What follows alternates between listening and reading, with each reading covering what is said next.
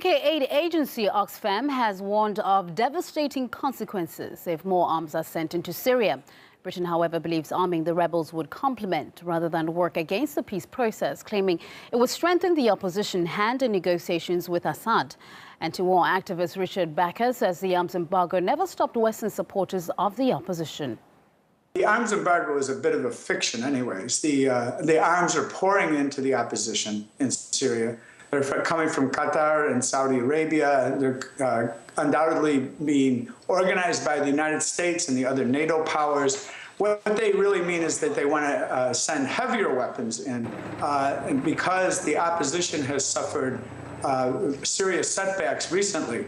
And so we see an all-out push going on as the proposed peace conference approaches on both the civil level and the military level to try to strengthen the opposition, which is dependent upon the support that it's receiving from outside. Otherwise, it does not have any hope for victory and, in fact, would be defeated. It's clear that the leading NATO powers, the U.S., Britain, and France, are leading the way, and that their allies or client states in the Middle East have all joined in this effort. And what's really remarkable about it is that we have this under the pretense of concern for human rights and democracy in Syria. And Qatar, United Arab Emirates, Saudi Arabia, Jordan, these are all family monarchies. They are united in their objective, and their objective is to bring down the government in Syria, to replace it with one that would be amenable to U.S. interests as part of a strategy of domination of the Middle East.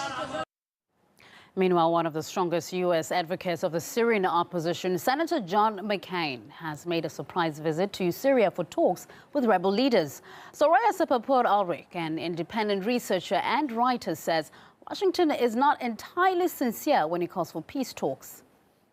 All these agitations against Assad started in 2003, at least what's known to us openly.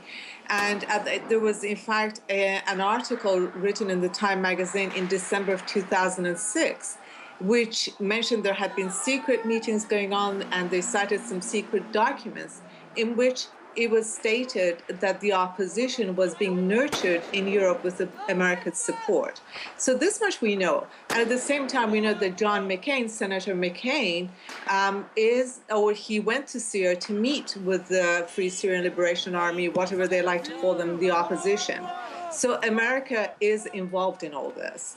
I don't believe America wants a peaceful resolution to the conflict. America started it. I don't think that Senator McCain would take it upon himself to go to Syria and meet with the opposition had he not had a nod from the government. Otherwise, he would be locked up the minute he returned.